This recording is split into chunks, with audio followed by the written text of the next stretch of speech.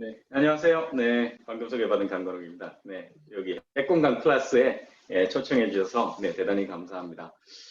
제목을 이제 의료 방사선 그것을 알려주마 이렇게 이제 뽑았는데요. 그 이유가 일반인들도 사실은 의료 방사선 잘 당연히 모르지만 사실 의사들도 대부분 모릅니다. 왜냐하면 저도 이제 의대를 다닐 때 방사선에 대한 뭐 이런 영상을 이용해서 활용하는 걸 많이 배웠지만 이게 뭐 얼마나 안전한지 얼마나 위험한지 뭐 이런 거에 대해서 배운 적이 없어요.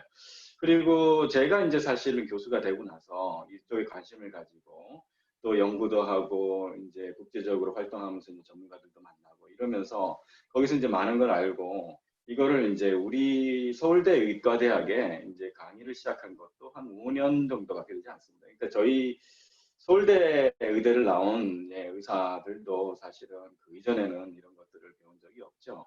그러다 보니까 사실 뭐 의사들이 이제 대부분 다 전문가인 줄 알고 이렇게 주변에 이렇게 물어보면 좀 뻘쭘하게 얘기하기도 하고 뭐 잘 얘기를 하지만 상당히 이제 틀리게 알고 있는 분들도 꽤 많습니다. 그래서 오늘 좀 그런 것들을 좀 공부해 봅시다. 그 네. 이게 이제 후쿠시마 이제 사고 이전에는 사실 그렇게 사람들이 관심이 없었습니다. 그러니까 뭐 검사하면 좋거든. 그래서 뭐 이 병원 가서 CT 찍고 나서 또 큰 병원 가서 또 한 번 더 찍고 또 이런 것들도 많이 했고요. 또 의사들도 사실은 그렇게 뭐 방사선 이런 거에 대해 관심이 없었죠. 근데 딱 후쿠시마 사고가 터지고 나니까 이제 사람들이 그러면 혹시 이게 병원에서 받는 이런 영상 검사들 이런 것들도 위험한 거 아닌가? 뭐 이렇게 생각했었고요. 그때 이제 조선일보 이 김철중 기자님은 이제 영상의학과 전문의시기도 합니다. 그래서 이런 기사를 냈는데요. 이제 CT 찍고 또 찍고 한국인들 의료방송 피폭이 심각하다.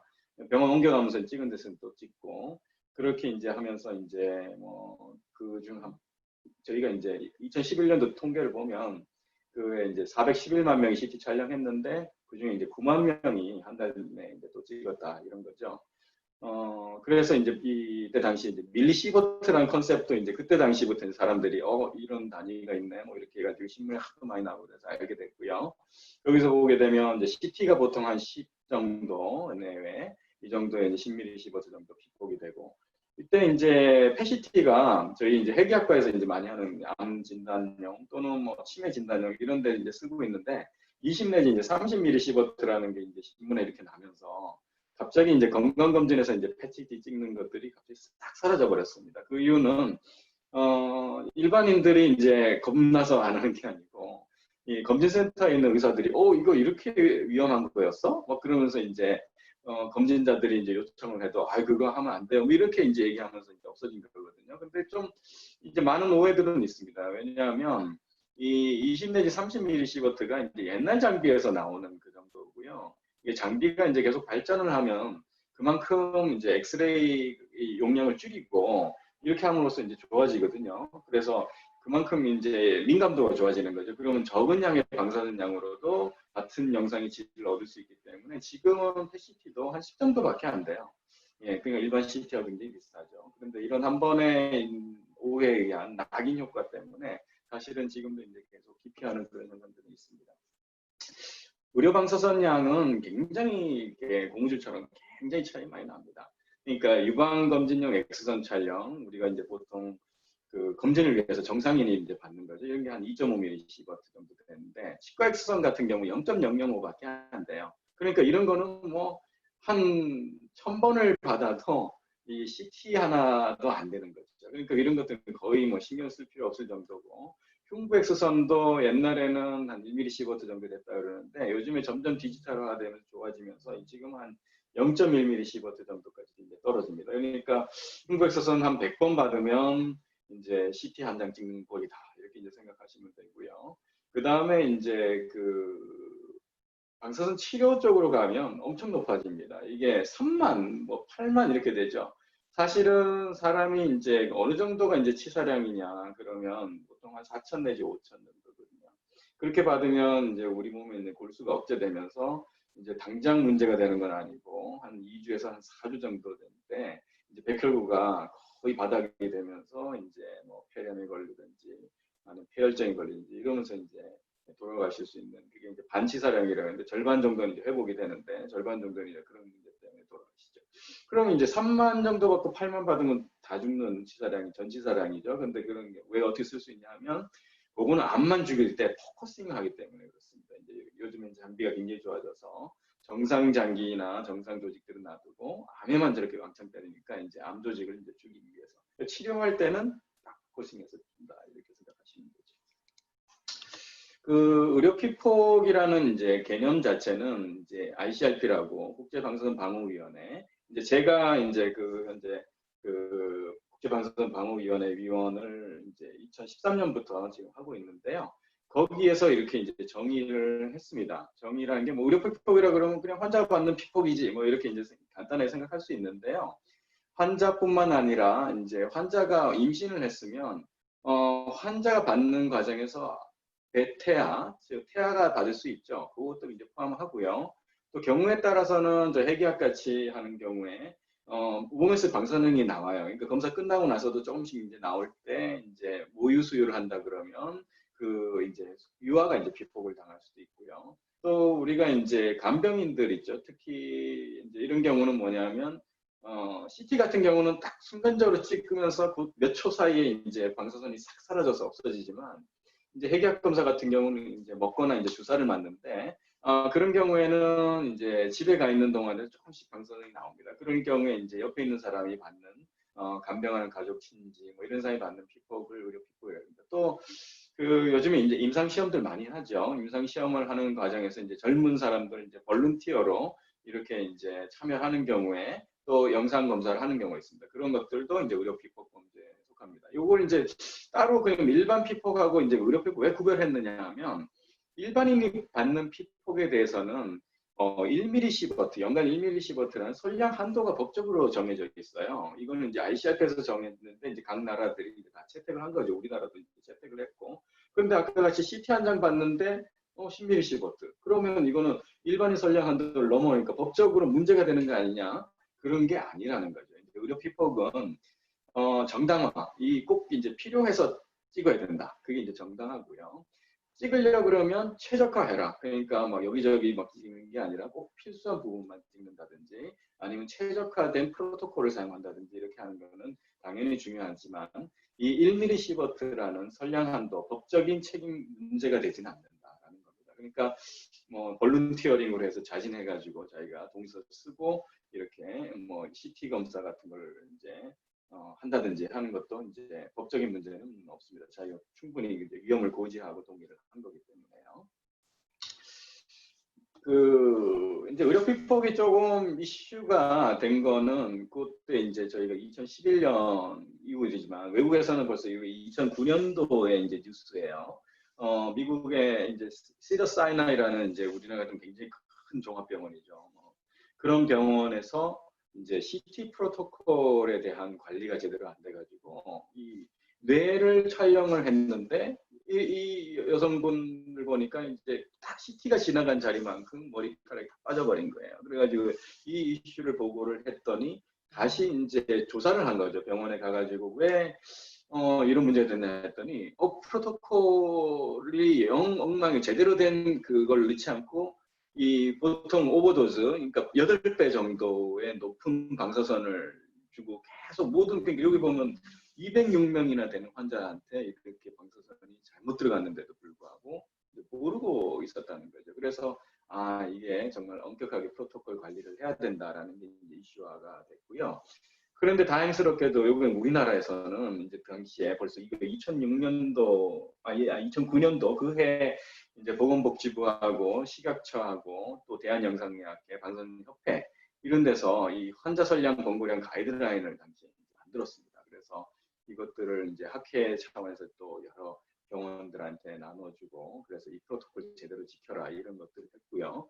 또 2012년도에는 또 이제 그 아까 얘기했던 정당화와 최적화, 그러니까 꼭 필요한 데서 찍느냐, 그러니까 이 환자가 이 영상 검사를 하는데 정말 중요한 검사냐 이런 것들을 이제 또 학회들하고 같이 정부가 모여서 이제 이런 책자를 만들었습니다. 그래서 지금은 이제 이런 것들을 이제 우리나라는 다 따르고 있고요. 예를 든다 그러면 이제 CT 정당화라 그러면 뭐냐? 건강검진에서 복부 CT를 찍는 거 사실은 지금도 이제 많은 옵션 중에 들어가 있어요. 근데 실질적으로 그 정도의 예를 들어서 복부 CT 같은 경우는 어떻게 되냐면 흉부 CT 같은 거 한 번만 찍기 때문에 10ml 들어가지만 복부 CT 같은 조영제를 주고 여러 번 찍습니다. 그러면 한 20ml까지 올라가요. 과연 그게 이제 특히 젊은 사람들한테서는 도움이 될 거냐, 뭐 이런 논란이 있습니다. 또 예를 들어서 이제 30대 이하에서 우하복부 통증이 뭐냐면 이제 우리 맹장염 흔히 얘기하는 이제 정확한 용어는 충수염인데요. 그걸 이제 진단하기 위해서 옛날에 손으로 만져보고 다 했지만 지금은 이제 CT 같은 거 지금 정확하게 나오거든요. 그러니까 수술해야 되는지 안 하는지 명확하게 구별을 할 수 있죠.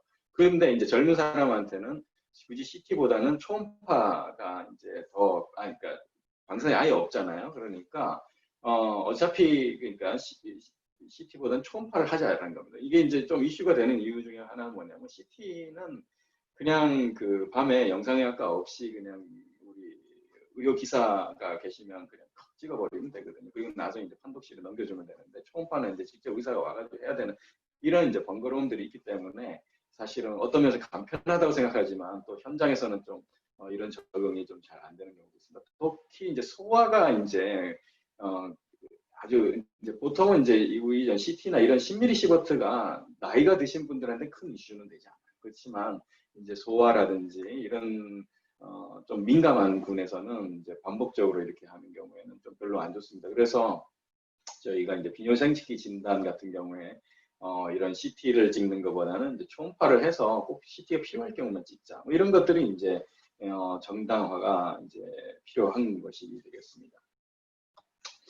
그런데 이제 이게 이제 문제가 되다 보니까 전에 이런 이슈가 있었어요. 그러니까 우리 아이가 그 잠깐 이제 발목이 접질려 가지고 병원에 갔더니 막 갑자기 막 엑스레이를 이 각도로 찍고 저 각도로 찍고 막 그러니까 이게 막 엄마가 막 혼비백산을 하는 거예요. 이게 뭐 애한테 막 이렇게 엑스레이를 여기저기를 막 찍어대면 어떡하냐.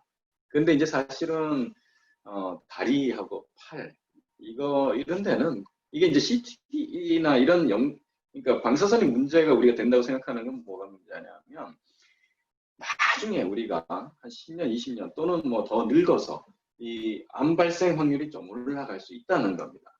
그러니까 그런데 이런 이 손발 이런 데서는요 거의 암 발생이 웬만큼 받아도 안 생겨요.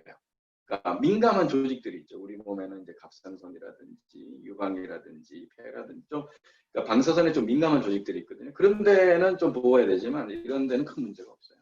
그리고 뇌도 사실은 그렇게 큰 문제가 되지는 않습니다. 그래서 아이가 이제 머리 부딪혀서 병원에 갔더니 이제 CT 검사를 받으라고 한다. 정말 아이가 이제 1살밖에 안 된 굉장히 민감한데 이게 괜찮을까? 이렇게 해서 이제 걱정하는 거죠.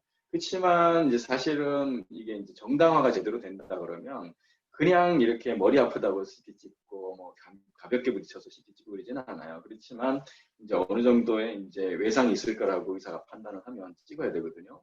만약에 이제 CT를 그 정도로 이제 의사가 판단했는데 안 찍고 오히려 두개강에 출혈이 생겨서 있으면 아이가 그것 때문에 의식을 잃거나 사망할 수 있는 그런 위험성에 비해서는 CT에 의해서 아까 같이 뭐 8에서 한 10mm 시버트 그 정도라 그러면 이게 이제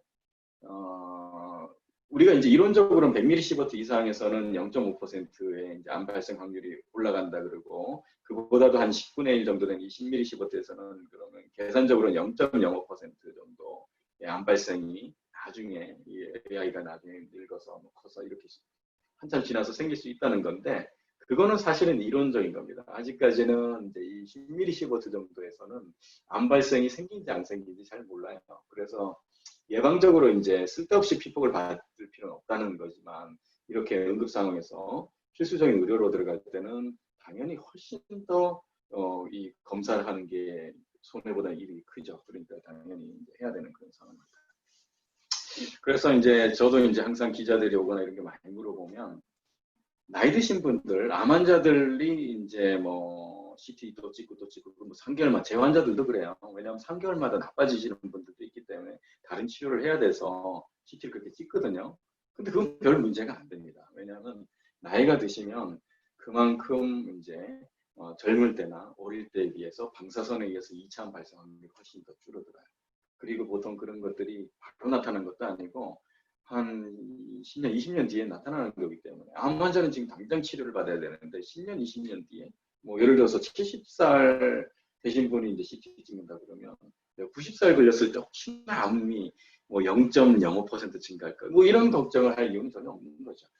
그런데 이제 소아는 이제 좀 이제 그런 거에 주의를 해야 되고요. 그래서 의사들도 이제 신경 써야 되고 그러니까 이제 가능하면 이제 뭐 초음파를 쓴다든지 MRI 한다든지 이런 걸 해야 되고 근데 그런 거를 할 수 없는 경우도 있죠.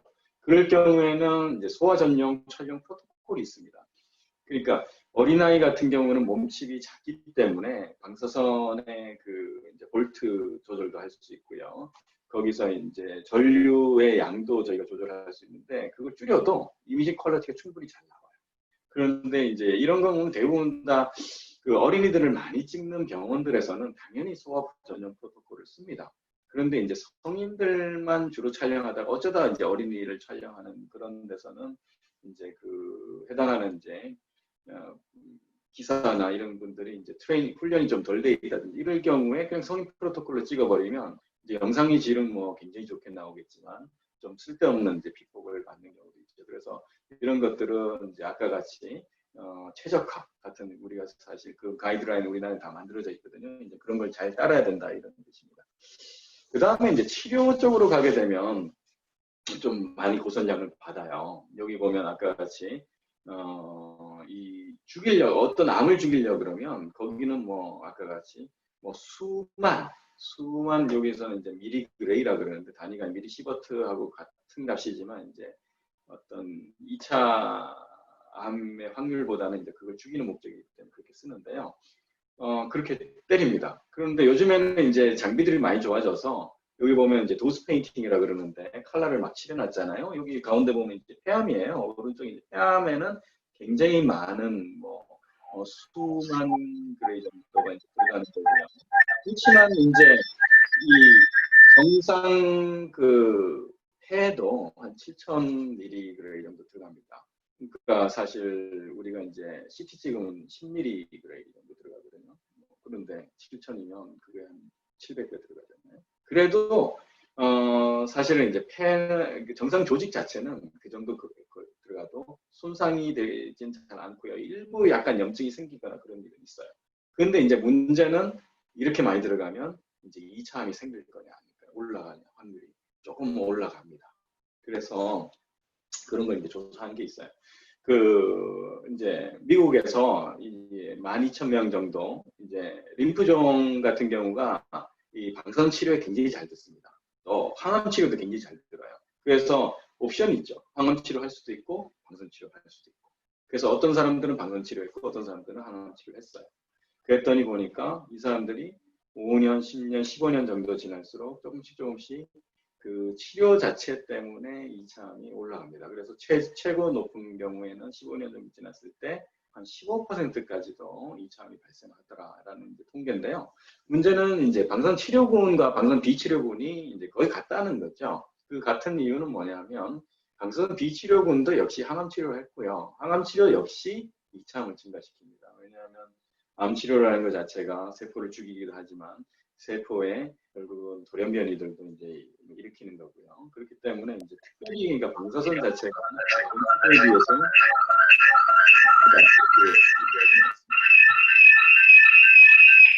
그 다음에 이제 CT 같은 경우가 저희가 이제 많이 받으면 위험하다. 예, CT 같은 경우가 이제 여러 번 받는 경우가 있어요. 그러니까 뭐 이건 이제 어린이들인데 뭔가가 문제가 있어서 반복적으로 받는 경우죠. 이런 것들을 이제 영국 같은 경우는 NHS라 그래서 우리나라 같은 국민건강보험공단 같이 이제 정부가 하고 있는데 거기서 통계를 다 뽑아본 겁니다. 그랬더니 여러 번 CT 받은 아이들은 여기 보면 루케미아가 이제 백혈병이라는 뜻이고요. 그 다음에 브레인 튜머가 이제 뇌종양이잖아요. 이 두 가지가 올라가더라라는 겁니다. 통계적 유의성이 있어서. 그래서 이거는 이제 이 50mg 정도 된다 그러면 한 5번 정도 받았을 거라고 이제 추적하는 거고요. 여기 같으면 이제 350mg 정도 들어갔다는 얘기는 상당히 많이 받은 거죠. 한 30번 이상 정도 CT를 이제 받았던 그런 아이들입니다. 그러니까 이런 경우에 상대적으로 이런 뇌종양이나 백혈병들이 이제 유의하게 특히 이렇게 선량 반응 곡선을 그리면서 증가된다는 것을 발표를 했습니다. 란셋에. 근데 이제 여기에 조금 이슈가 생겼어요. 그래서 과연 그러면 이게 진짜 방사선 때문일까? 그래서 이제 전문가들이 이걸 이제 분석해 보니까 어떤 문제가 있었냐면요. 어린아이들에서는 별로 높지 않아요. 근데 오히려 20살에 가까운, 우리가 거의 뭐 20살이면 성인이라고 그래야 되잖아요. 성인 쪽으로 갈수록 더 많이 발생합니다. 그래서 이게 우리가 그동안 알고 있었던 거의 뒤집힌 거죠. 예, 그러니까 어린이가 더 민감해야 됩니다. 그래서 이거를 이제 지금은 이제 리버스 코제이션이라고 그래서 이게 무슨 뜻이냐면 왜 CT를 20번이나 찍었을까? 보통 그런 경우에는 암이 있는 거예요, 기존에. 그러면 이 아이는 항암 치료도 또 받는 거죠. 그리고 다른 방사선 치료도 받았을 거예요. 그럼 그거에 의해서 2차암이 발생 확률이 올라갈 수 있는데 그 데이터는 하나도 갖고 있지 않고 단순히 CT를 20번, 30번 찍었더니 이렇게 올라갔다. 이렇게 발표를 해버린 거예요. 그러니까 이제 이거는 이제 원래 있는 질환 자체가 그거에 수반된 다른 치료가 2차암 발생을 올리는데 그거에 대한 근거가 없다라는 게 이제 현재로서는 이 논문의 약점입니다. 그래서 아직들은 사람들은 저 논문에 대해서 가능성은 있지만 정확히 믿을 수는 없다. 지금 그렇게 논의하고 있습니다. 그 다음에 이제 저희 핵의학 쪽에서 이제 이슈가 된 거는 이것도 2011년 12월 달에 프레시안에 이제 나왔던 왼쪽 거고요. 오른쪽에도 2009 다음에 이제 NBN 뉴스에 나왔는데 뭐냐면 병원에 가가지고 후쿠시마 사고 초 이후에 이제 일반인들 또는 환경단체, 시민단체 이런 분들이 이 서베이 미터를 샀어요. 그래서 방사선 측정기를 사가지고 뭐 슈퍼도 가고 학교도 가고 막 측정하다가 병원도 가본 거예요. 그랬더니 병원 식당에서 막 나오는 거예요. 그래서 아 이게 뭐지? 막 이렇게 이제 그때 그랬더니 누군가 어떤 특정한 사람한테 가까이 갔더니 이제 더 많이 나오는 거예요. 그래서 이제 그거를 이제 기사로 썼습니다. 기자한테 주면 이제 기자는 이거 뭐 좋은 소스다. 지금 안 그래도 후쿠시마 때문에 지금 뭐 사람들이 민감한데 이제 큰 반향을 일으키겠다 이렇게 됐는데 사실은 이거는 지금 뭔가를 이제 잘못 알고 이걸 쓴 겁니다. 그게 뭐냐면 일반인 피폭 선량 기준이 이제 연간 1mm 시버트인데 이게 25 마이크로 시버트면 1년 내내 이렇게 받으면 옆에 있는 사람이 220배 높다는 거잖아요. 220mm 시버트가 되는 건데요. 근데 핵의학 검사를 하신 분이 핵의학 치료를 하신 분인데 이분들은 방광기가 며칠 아니면 몇 시간밖에 안 됩니다.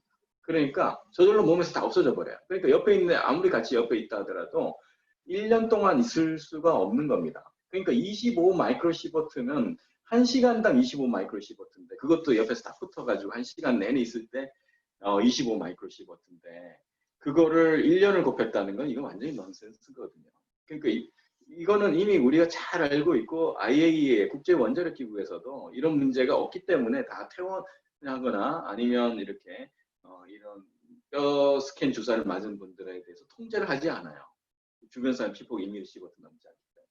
근데 이거를 이런 식으로 이제 꼭 사실은 생각해보면 이제 과학부 기자들은 이런 걸 전혀 않습니다. 사회부 기자들이 항상 이 과학적인 사실을 몰라가지고 이런 기사를 쓰고 이슈가 돼서 그때도 이제 제가 또 해당하는 기자한테 이거가 이런 식으로 오도되고 잘못된 게 나가면 법적으로도 아무 문제 없고 과학적으로 문제가 없는 나가면 환자들이 피해 본다 그래서 이제 이 기사를 내리도록 했습니다. 그래서 실제로 이 기사는 내려갔고요. 그럼에도 불구하고 그 다음에 또 다른 또 기자가 또 이 거의 비슷한 수준의 또 뉴스를 또 냈습니다. 이게 이제 교육이 잘 안 되는 거죠 사회부가. 그래서 이제 이런 것들도 자 IAEA나 이런 데서는 다 계산을 해가지고 다 만들어냈고요. 그래서 저희 이제 Q&A를 만드는 저희가 책을 만들었는데 거기 방사의약품 처방받은 환자가 밖으로 다녀도 되는가라고 했을 때 저희가 이렇게 오른쪽에 테이블을 보면 다 계산을 해놨습니다. 그래서 1m 거리, 1m라는 건 거의 바로 붙어 있는, 바로 옆에 있는 요즘 같은 건 이제 코로나에 밀접한 그런 상태잖아요. 그런 상태에 같이 옆에 앉아 있을 때 시간당 뭐 제일 많은 경우 44 마이크로 시버트, 보통 낮은 경우 2 마이크로 시버트밖에 안 되는데 핵 검사 같은 경우는 이제 저희 44지만 방광계 2시간밖에 안 돼요. 그래서 기껏 해봐야 뭐한 100mm 시버트, 100 마이크로 시버트를 2시간 내내 옆에 붙어 있어도 그걸 넘기가 지금 어려운 거죠. 그래서 이제 일반적으로 환자들은 당연히 이제 어떤 격리를 시키지는 않습니다.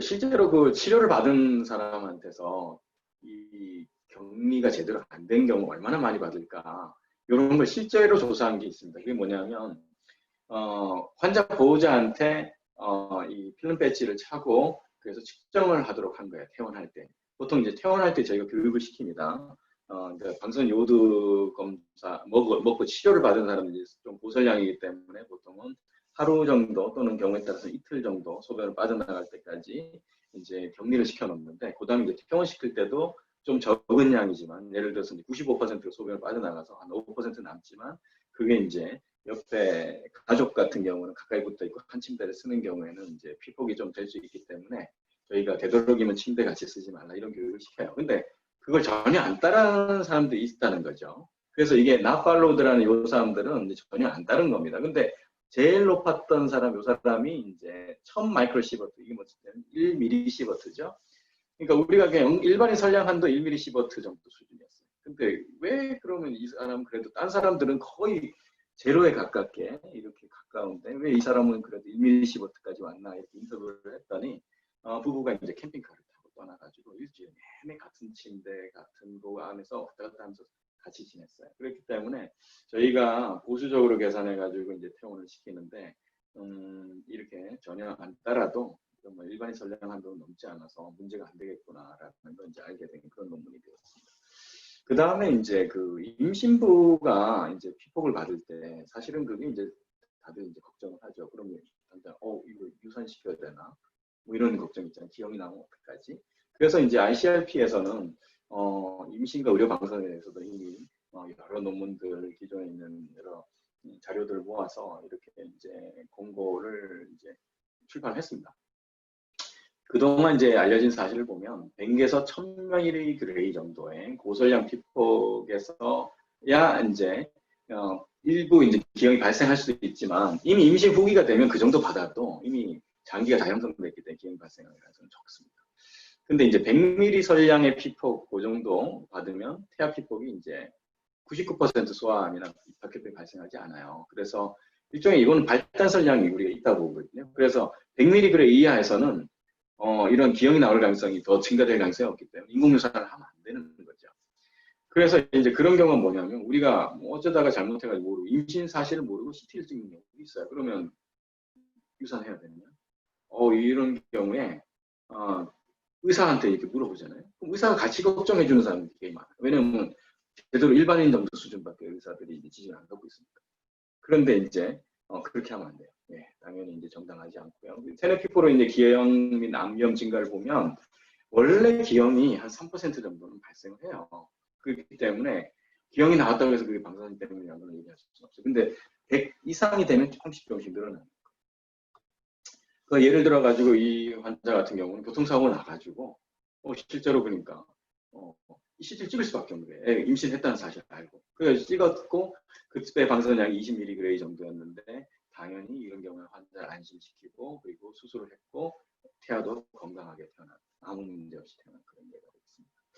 요즘 이제 장비가 많이 발달하다 보니까 그같이 민감도가 40배까지 증가된 장비. 요거는 이제 미국의 UC 데이비드에 있는 사이먼 체리라는 교수가 개발했는데 미국에서 이거 생산한 전후의 단가가 안 만들어가지고 중국에서 만들었어요. 유나이티드 이미징이라는 회사에서 만들었고 민감도가 400배, 40배 정도 돼서 지금의 40분의 1 정도의 방사선만 집어넣어도 이런 영상들이 나옵니다.